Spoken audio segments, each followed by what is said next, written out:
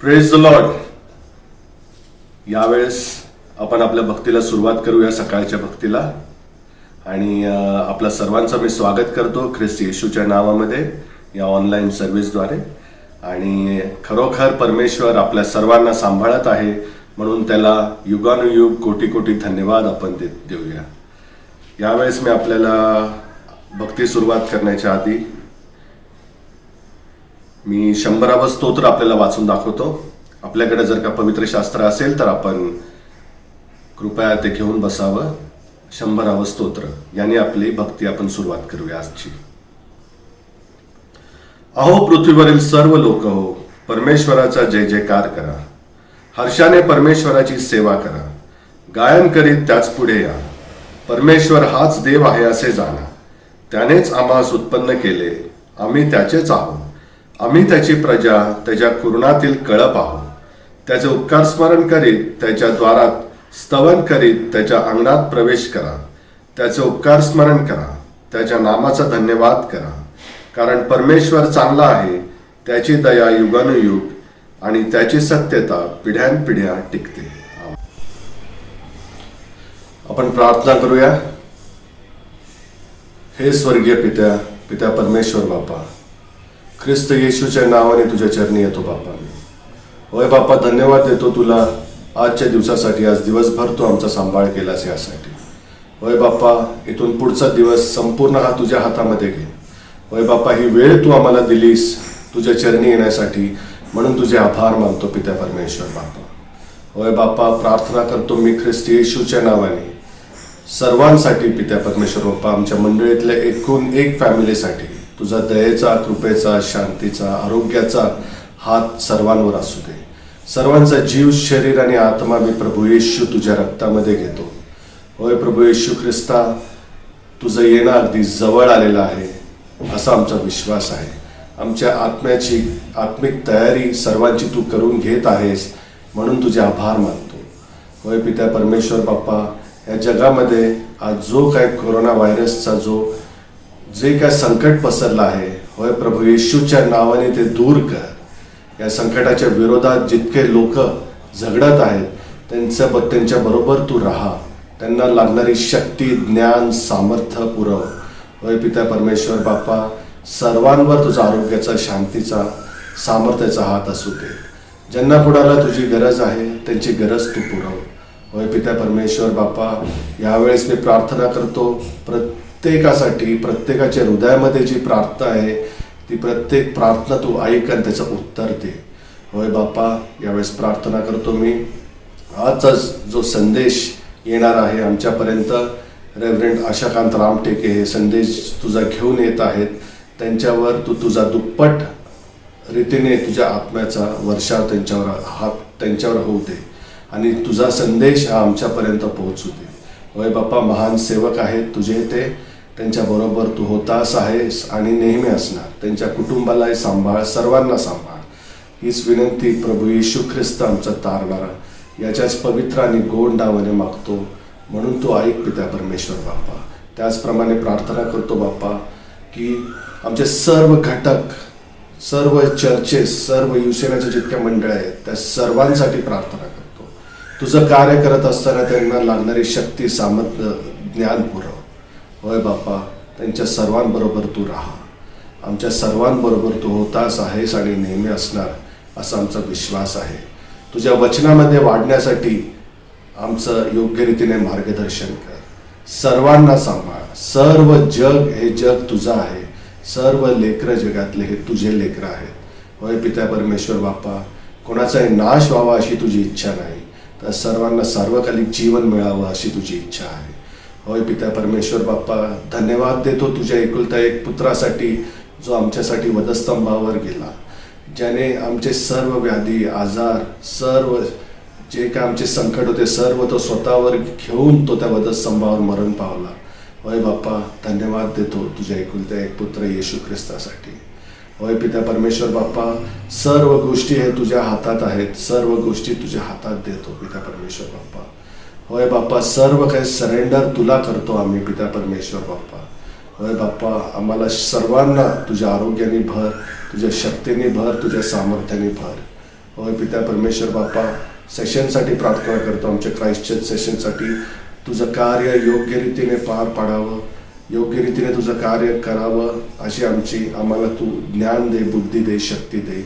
आणि तुझं कार्य हे क्राइस्ट चर्च सेशन करतच आहे, यासाठी तुझ्या मनापासून आभार मानतो पिता परमेश्वर बाप्पा. आणि या संपूर्ण सेशन बरोबर तू आहेस, यासाठी तुझ्या मनापासून आभार मानतो पिता परमेश्वर बाप्पा. होय बाप्पा, इथून पुढची सर्व वेळ मी तुझ्या हातात सोपून देतो. ऑनलाईन सर्व्हिस जे कोणी कंडक्ट करत आहे, जी काही टीम कंडक्ट करत आहे, त्या टीमला देखील मी प्रभू येशू तुझ्या हातामध्ये देतो, तुझ्या रक्तामध्ये घेतो प्रभू येशू ख्रिस्त. होय प्रभू येशू, हीच लहानशी विनंती ख्रिस्त येशूच्या नावाने मागतो, म्हणून तू ऐक पिता परमेश्वर बाप्पा. यावेळेस मी आजच्या मननासाठी जो शास्त्र भाग आहे तो मी आपल्याला वाचून दाखवतो.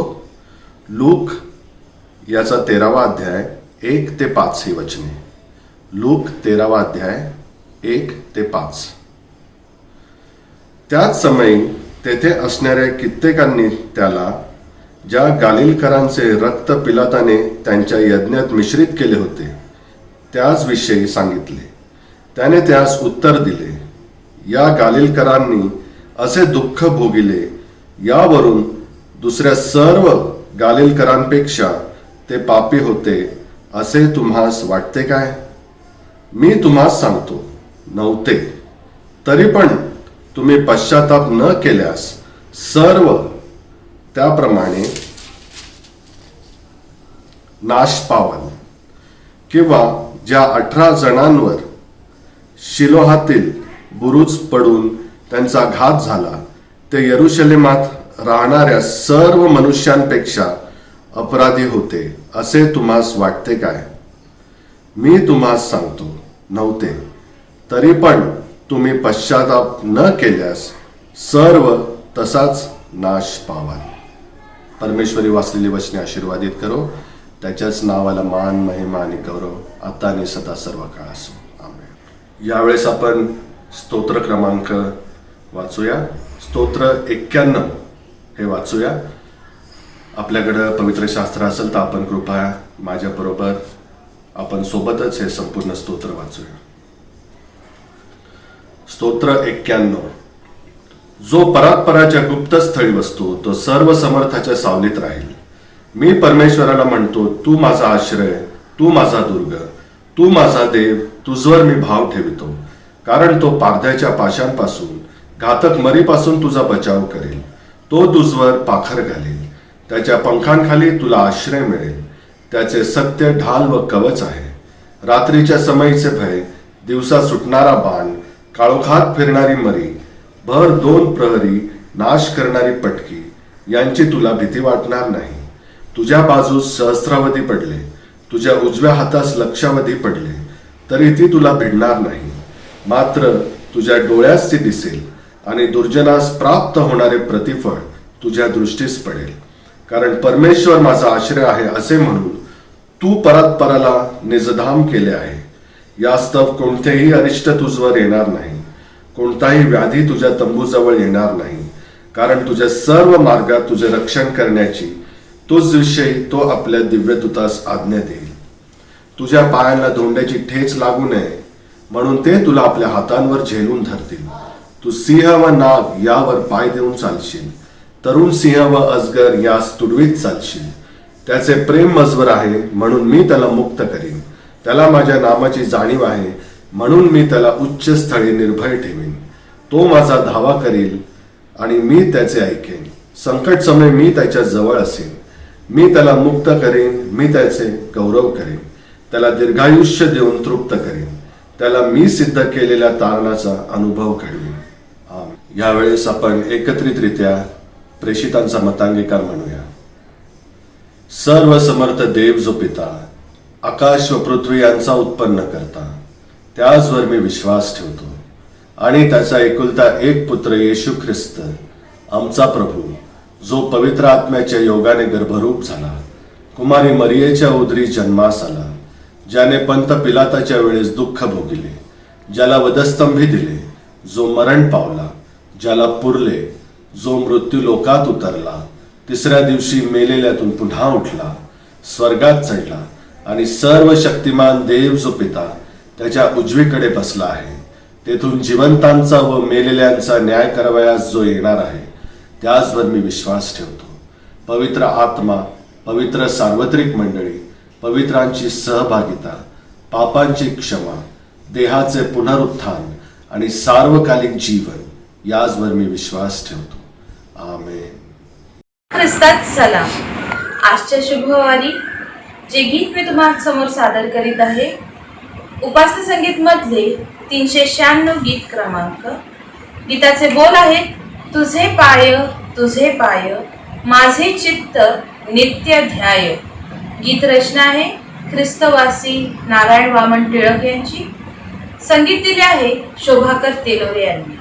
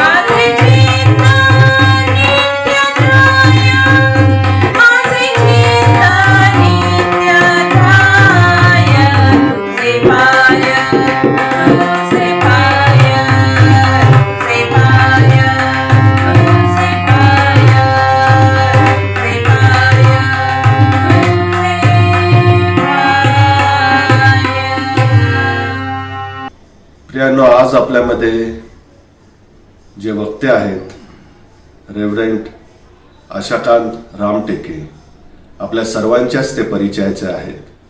महान कार्य त्यांचं चालू असतंच नेहमी.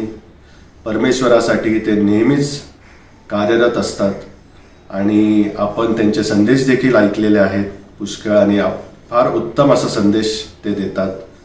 आणि आज मला आनंद होत आहे की आज ते या ऑनलाईन सर्व्हिसच्या माध्यमातून आपल्या सर्वांची भेट घेणार आहेत आणि परमेश्वराने दिलेला संदेश ते आपल्यापर्यंत पोहोचवणार आहेत.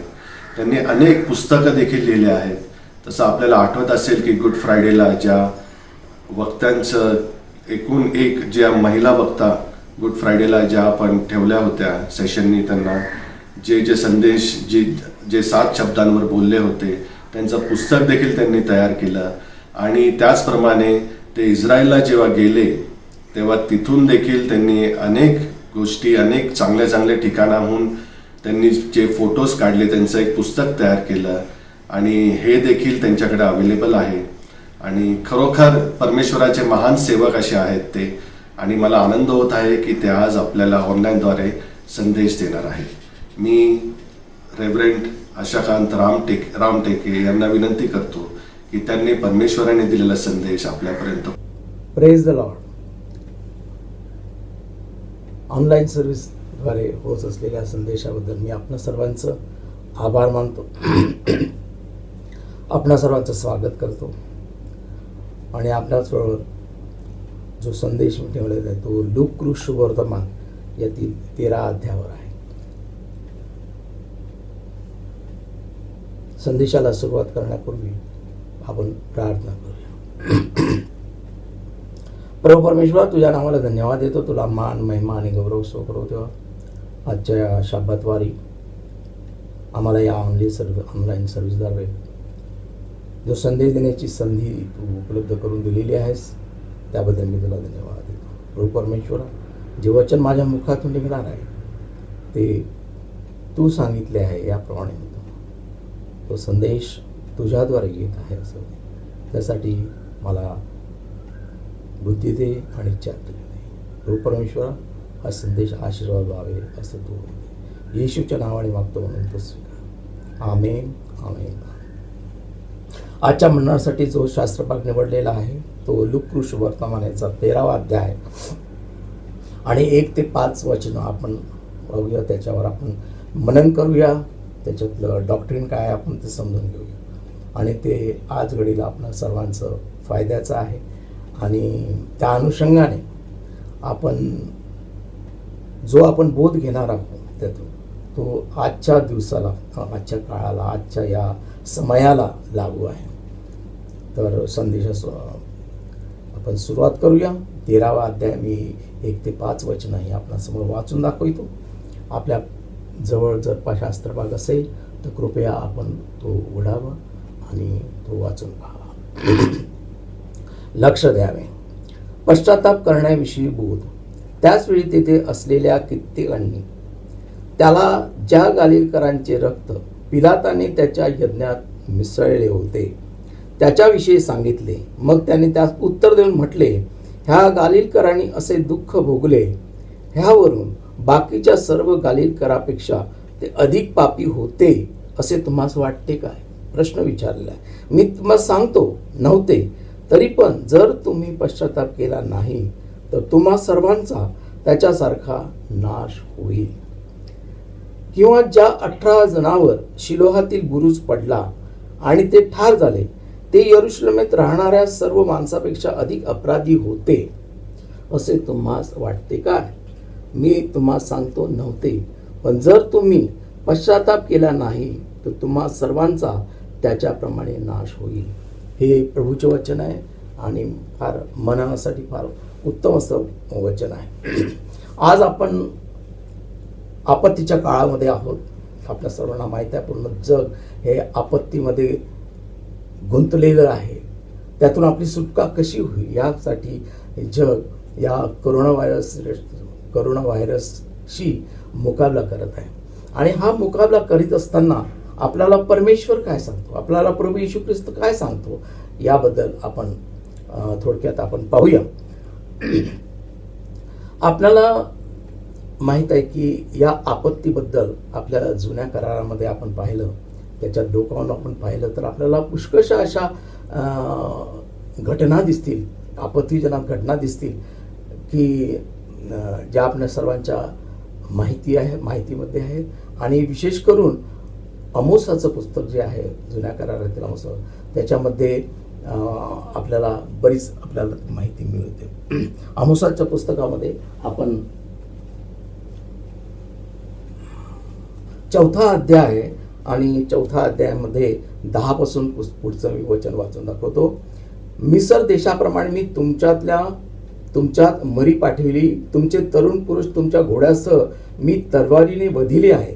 तुमच्या छावणीतील दुर्गंध थेट तुमच्या नाकात जाईस मी केले, तरी तुम्ही मजकळे वळाला नाही, असे परमेश्वर म्हणतो. देवाने सदोम व गमोरा यांचा नाश केला, तसा तुमच्यातला काही जणांचा नाश केला आहे. तुम्ही अग्नीतून काढलेल्या कोलितासारखे झाला, तरी तुम्ही मजकळे वळाला नाही, असे परमेश्वर म्हणतोय. परमेश्वराचे वचन आहे. आणि परमेश्वराने आपणाला सांगितलं आहे की तुम्ही जर मजकळे वळला नाही तर तुम्हाला तुमचा विध्वंस करण्यात येईल, तुमचा नाश करण्यात येईल. अशा जुन्या करारामध्ये अशा पुष्कळ गोष्टी, आणि त्यामध्येच आमोसाच्या पुस्तकामध्ये उल्लेख आहे सदोम आणि गमोराचा नाश कसा केला, त्याच्या अग्निज्वाळा कशा काय त्याच्यावर टाकल्या. त्यावेळी लोट तिथे राहत होता, लोटाचं कुटुंब तिथे राहत होतं. आणि या संबंधात अब्राहमाने देखील या लोटासाठी परमेश्वराजवळ प्रार्थना केली. म्हटले, परमेश्वरा, तू असं म्हणतोस की मी सदोम आणि गमोराचा नाश करणार आहे, परंतु सदोम आणि गमोराचा नाश करताना माझे नातलग मंडळी तिथे आहेत, जे विश्वासू आहे, जे तुझ्यावर भरोसा ठेवणारे, तुझ्यावर विश्वास ठेवून कार्य करणारे आहे.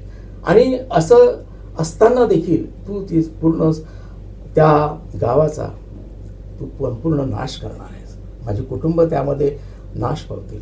प्रभू परमेश्वरा, तिथे जर 50 लोक जर चांगले असतील, नीतिमत्वाला धरून चालणारे असतील, धर्मशास्त्रामध्ये आपलं मन ठेवून चालणारे असतील, त्याचा अभ्यास करून चालणारे असतील, तुझ्यावर संपूर्ण भरोसा टाकून जर ते वागत असतील, राहत असतील, आपलं आचरण करत असतील, तर तरी देखील तू त्यांचा नाश करणार आहेस का?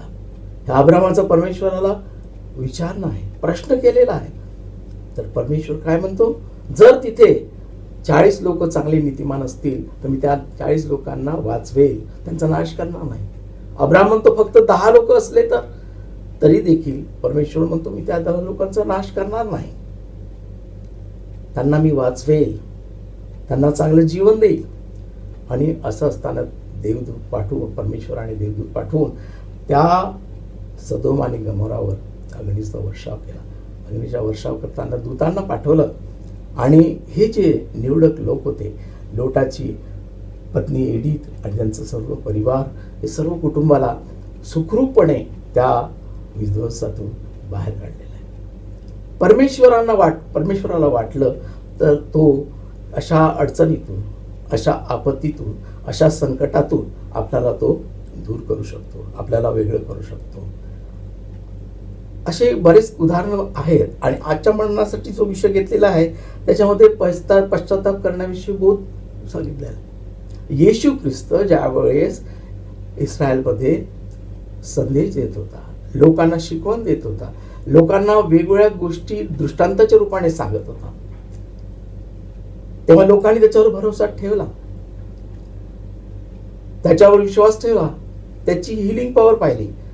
तो सगळ्यांना बरं करत होता. लंगड्या, लुल्यांना, बहिरे होते त्यांना, जे अर्धांगवायूने जखडलेले होते त्यांना, अशा सर्वांना बरं केलेलं आहे. आणि हे सर्वांना, त्या लोकसमुदायाला सर्वांना ते माहीत होतं. आणि असं माहीत असताना हे जे शास्त्री पुरुषी जे लोक होते, हे आश्चर्य करीत होते की हा सांगतोय आणि हा म्हणतो की स्वतः देवाचा पुत्र आहे. मग असा देवाचा पुत्र म्हणून तो स्वतःला मिरवितो, त्याला आपण का अडचणीत आणू नये? शास्त्री पुरुषींनी डाव रचला आणि त्याला नियमशास्त्राच्या नियमामध्ये त्याला अडचणीमध्ये आणण्याचा प्रयत्न केला. आणि अडचणीमध्ये आणताना ही घटना त्यावेळेस त्यांच्या समोर ठेवण्यात आलेली आहे. येशू ख्रिस्तालाच प्रश्न विचारलेला आहे, तिथे असलेल्या कित्येकांनी 13 अध्याय आणि पहिलंच वचन असं म्हणतं की तेथे असलेल्या कित्येकांनी त्याला ज्या गालिलकरांचे रक्त पिलाताने त्याच्या यज्ञात मिसळले होते त्याच्याविषयी सांगितले. तर हे जे मिसळलेले रक्त याचा जो उल्लेख केलेला आहे हे गालिलकरांचं रोमी लोकांनी केलेली कत्तल होती. गालिल प्रांत हा उत्तरेच्या बाजूला आहे आणि त्याचे 2 विभाग करण्यात आलेले आहे. गालिल समुद्राच्या बाजूला हा प्रदेश आहे जिथे नॅझरेत पण येते, ज्याला लोअर गॅलिली म्हणतात. या गालिल प्रदेशामध्ये, या प्रांतामध्ये ज्यू लोक होतेच, विश्वासू ज्यू लोक होते, ज्यांचा येशू ख्रिस्तावर भरोसा होता असे लोक होते, आणि विदेशी लोक होते, कारण त्यांनी येशू ख्रिस्ताचे सर्व चमत्कार पाहिलेले होते. आणि हे सगळे चमत्कार पाहिल्यानंतर शास्त्री परुषी हे बिखरले. त्यांना वाटलं की आपल्याला येशू ख्रिस्ताला आपल्याला कसं पकडू देईल, त्याला कशा नियमाच्या बंधनामध्ये अडकवता येईल. म्हणून त्याने हे प्रश्न केलेला आहे की गालिलकरांचे रक्त पिलाताने त्याच्या यज्ञात मिसळले होते. त्यावेळेस हे गालिलकर जे लोक होते, जे ज्यू लोक होते, विदेशी लोक होते, जे विश्वासू होते, ईश्वर भरोसा ठेवणारे होते, ईश्वर विश्वास ठेवणारे होते, ते गालिलकर त्यांना माहित होतं की राज्य करेल, देवाचं राज्य कोण आणणार आहे? येशू ख्रिस्त आहे. आणि येशू ख्रिस्त हाच प्रभू आहे. येशू ख्रिस्त हाच प्रभू आहे आणि तोच उद्धारणार आहे, तोच तारणार आहे. आणि असं सांगत असताना हे गालिलकर रोमी साम्राज्याच्या विरोधात बोलत होते. रोमी साम्राज्य जे होतं ते लोकांचा छळ करत होते, या ज्यू लोकांचा छळ करत होते. वाटेल तसं पर्सिक्युशन त्यांचं होत होतं. आणि हे पर्सिक्युशन होत असताना त्यांनी ठरवलं की या गालिलकरांचा आपण कत्तल करायला पाहिजे, त्यांचा विध्वंस करायला पाहिजे, त्यांचा नाश करायला पाहिजे, त्यांचा नायनाट करायला पाहिजे, त्यांचं या प्रदेशातून त्याचं अस्तित्व काढून टाकायला पाहिजे. आणि ज्यावेळे मंदिरामध्ये गालिलकर जेव्हा जमा झाले, यरुशलेमातील मंदिरावर गालिलकर ज्यावेळी आले, जमा झाले, त्यावेळेस त्यांनी पाहिलं की जो पंत पिलात आहे, जो गव्हर्नर आहे, रोमी साम्राज्याचा गव्हर्नर आहे, तो विनाकारण मंदिरात आलेला पैसा, मंदिरात आलेलं सोनं रूप, जे काय धन असेल ते येत असलेलं धन हे दुसऱ्या कार्यासाठी वापरण्यात येतं. मंदिराच्या कामासाठी, जे त्या ठिकाणी गरीब लोक होते त्यांच्यासाठी, जे लोक ज्यांना गरज होती त्यांच्यासाठी हा पैसा उपयोगात न आणता इतर कामासाठी हा पैसा ते उपयोग करत होते. आणि हे रोमी लोक अशा प्रकारे करीत असल्यामुळे ज्यू लोकांनी त्यांच्याबद्दल, रोमी लोकांच्याबद्दल बंडाळी माजवली आणि हे पंत पिलाताला खटकलं. पंत पिलाताने सगळ्या रोमी सैनिकांना सांगितलं की यांची कत्तल करा. त्यावेळेस मंदिराजवळ जवळजवळ नाही म्हटलं तरी 3000 किंवा 3000 पेक्षा जास्त लोक त्या ठिकाणी उपस्थित होते. मंदिरामध्ये भक्तीसाठी आले होते, आराधनेसाठी आले होते, परमेश्वराची स्तुती करण्यासाठी म्हणून आले होते, होसाना म्हणून स्वतःचं तारण व्हावं यासाठी ते आले होते. आणि अशा ठिकाणी जे रक्त, जे कोकरांचं रक्त अर्पण करण्यात येत होतं मंदिरामध्ये,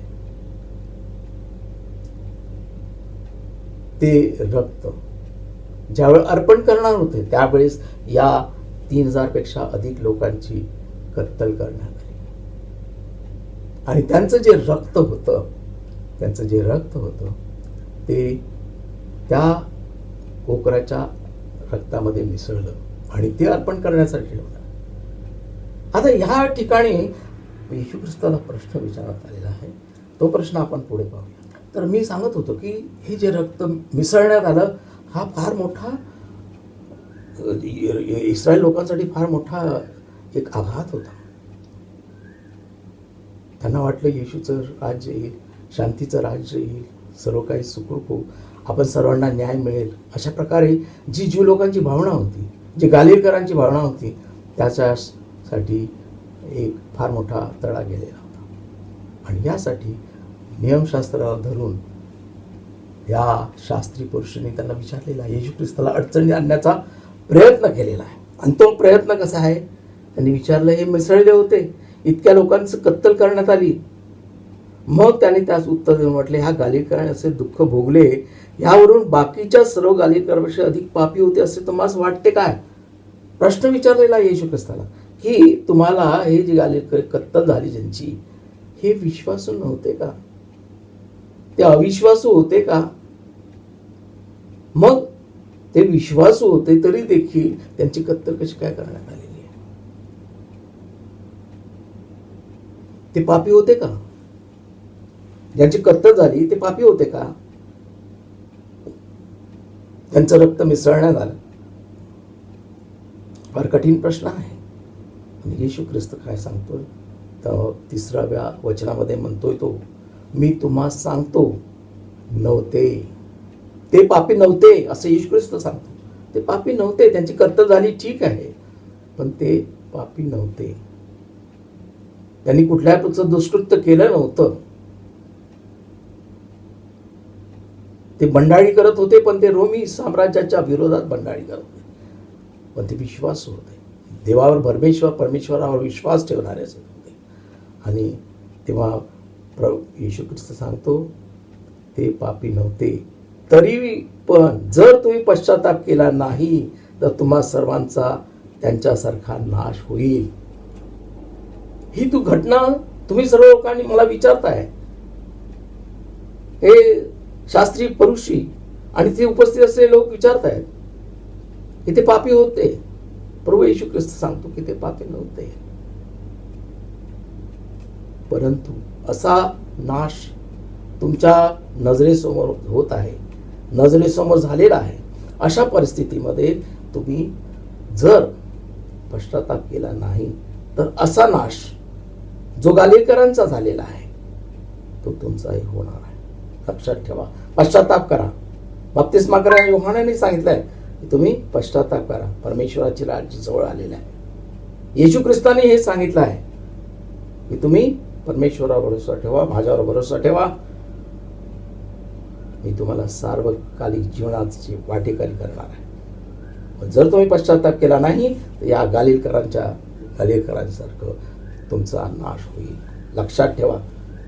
आज घडीला आपण पाहिलं पूर्ण जगामध्ये अशांतता निर्माण झालेली आहे. लोक हजारोने मरत आहेत, लाखोने मरत आहेत. संपूर्ण जगाकडे तुम्ही लक्ष दिलं तर कोरोना व्हायरस, वेगवेगळ्या प्रकारचे व्हायरस आहेत. इबोला व्हायरस आहे, निपाह आहे, स्वाईन फ्लू आहे, इबोला आहे, अशा कितीतरी व्हायरस आहेत. पण जर तुम्ही विश्वास ठेवला तर तुमचा नाश होणार नाही, तुम्हाला सार्वकालिक जीवन प्राप्त होईल. तुम्ही परमेश्वरावर विश्वास ठेवा आणि माझ्यावर विश्वास ठेवा, तुमचं अंतःकरण अस्वस्थ होऊ द्या. परमेश्वरावर भरोसा ठेवा, तो तुमचा रखवाला आहे, तो तुमचा रक्षक आहे, तो तुम्हाला सुरक्षित ठेवेल. लक्षात ठेवा, पश्चाताप करा. वारंवार येशू ख्रिस्त सांगत आलेला आहे. पुढे जाऊन असं म्हटलेलं आहे, दुसरी घटना नमूद केलेली आहे. दुसरी घटना आहे, ज्या 18 लोकांवर, 4थं वचन, ज्या 18 जणांवर शिलोहातील बुरुज पडला आणि ते ठार झाले, ते यरूशलेमेत राहणाऱ्या सर्व माणसापेक्षा अधिक अपराधी होते असे तुम्हाला वाटते का? तुम्हाला वाटते का की ते शिलोहाचं बुरुज पडलं त्यावेळी 18 लोक मरण पावले, त्यावेळेस ते विश्वासणारे होते का? ते अविश्वासू होते का? येशू ख्रिस्ताने उत्तर दिलेलं आहे. त्याने काय म्हटलं? नव्हते, ते पापी नव्हते, ते अपराधी नव्हते. बुरुज पडला ही घटना ही अकस्मातरित्याने, नैसर्गिकरित्याने घडलेली घटना आहे. पण सर्व घटनेवर प्रभू येशू ख्रिस्ताचं, परमेश्वराचं नियोजन आहे. हे लक्षात ठेवा. प्रत्येक गोष्टीमध्ये परमेश्वराचं नियोजन असतं. आणि ही घटना जी घडली ही त्यावेळेस तो जो बुरुज बांधण्यात आलेला आहे त्याखाली काम करणारे लोक होते, जे विश्वासही होते, अविश्वासही होते, पण त्यांचा नाश झाला आहे. 18 लोक मृत्युमुखी पडले. शिलोचा बुरुज तुम्हाला माहित आहे, उंच असा बुरुज, आणि तो ढासळला. येशू ख्रिस्ताचं म्हणणं एकच आहे, ते जे लोक मरण पावले ते पापी नव्हते. पापी नव्हते, त्यांचा अपराध काही नव्हता. कन्स्ट्रक्शनची चूक असू शकते. एखादी बिल्डिंग पडली, मोठ्या मोठ्या बिल्डिंग पडतात. अमेरिकेतली बिल्डिंग मानव रहित लोकांनी त्याच्यावर हमला करून पाडलेल्या आहे अशा बिल्डिंग, मॅनहॅटन बिल्डिंग. मग याच्यामध्ये तत्वज्ञान काय सांगितलेलं आहे? हे सर्व लोक अविश्वासू होते, हे सर्व लोक पापी होते, अपराधी होते, सर्व लोक दुष्कृत्य करणारे होते? नाही, नव्हते. पण ही घटना तुमच्या डोळ्यासमोर झालेली आहे. ज्यावेळी अशा घटना घडतात, करोनासारखं व्हायरस ज्यावेळी येतं, जर तुम्ही विश्वास ठेवला नाही, येशू ख्रिस्तावर भरोसा ठेवला नाही, त्याच्यावर विश्वास ठेवला नाही, कारण तो दृश्य अदृश्य वस्तूचं निर्माण करता आहे. सर्व संकटावर मात करणारा आमचा प्रभू येशू ख्रिस्त आहे. तेव्हा तुम्ही फक्त पश्चाताप करा. जे काही तुमच्या हातून चुका झाल्या असतील, अपराध झाले असतील, आपल्याच लोकांवर, आपल्याच नातेवाईकावर, आपल्याच शेजाऱ्यावर जर अशा प्रकारे घटना घडत असतील तर त्यांनी पश्चाताप करा, प्रायश्चित करावं. प्रभू येशूचं सांगणं हेच आहे, तुम्ही प्रायश्चित करा. प्रायश्चित केला तर अशा प्रकारची संकट तुम्हावर येणार नाही. परमेश्वरावर भरोसा ठेवा आणि येशू ख्रिस्तावर भरोसा ठेवा. तोच तुमचा तारणहार आहे, तोच आमचा उद्धार करता आहे, तोच आमचं जीवन सार्वकालिक जीवनामध्ये होणार. आणि आपणासाठी सर्वांसाठी एक आशा आहे. मरण पावलो तरी देखील आपला कशाची आशा आहे? पुनरुत्थानाची आशा, जी परमेश्वर येशू ख्रिस्ताने आपल्यासाठी दिलेली आहे. पुनरुत्थान व जीवन मीच आहे, आणि ती आशा आपल्यासाठी आहे. ती आपल्याला परमेश्वर प्रभू येशू ख्रिस्ताने आपल्यासाठी आणून दिलेली आहे. प्रायश्चित करा, प्रायश्चित करा. प्रार्थना करूया. प्रभू परमेश्वर, तुझ्या नावाला धन्यवाद देतो. तुला मान, महिमा आणि गौरव प्रभू. उत्तम श्रेया तुझ्या वचनाबद्दल आम्ही तुला धन्यवाद देतो. तुझं प्रत्येक वचन हे गूढ वचन आहे. त्या प्रत्येक वचनामध्ये एक तत्वज्ञान दिलेलं आहे, आणि त्या तत्वज्ञानातून आम्ही चांगल्या प्रकारे आपला बोध घ्यावा, त्यापासून आम्ही काहीतरी शिकावं, परमेश्वराच्या आज्ञेत राहावं, त्याच्या नीतिमत्वात राहावं, आणि आपलं जीवन ही चांगल्या रीतीने पार पाडावं, असं तू दयाने कृपेने होऊ दे. तुझी कृपादृष्टी सर्वावर असू दे. आज जे संकट पूर्ण जगामध्ये आलेलं आहे प्रभू देवा, त्या संकटापासून सर्वांना तू दूर कर. ह्या घटना आमच्यामध्ये घडू नये म्हणून आम्ही आपल्या जीवनाचं अवलोकन करावं, आणि आपल्या हातून चुका झाल्या असतील, अपराध झाले असतील, दुष्कृत्य झाले असतील, आपल्या मुखातून काही वाईट शब्द निघाले असतील, प्रभू परमेश्वर त्याबद्दल तू आम्हाला क्षमा कर, आणि आम्हाला पश्चाताप करण्यास तू परत एकदा सांगत आहेस, त्याबद्दल आम्ही तुला धन्यवाद देतो. प्रभू येशूच्या नावाने मागतो म्हणून तू स्वीकार. आमेन, आमेन, आमेन.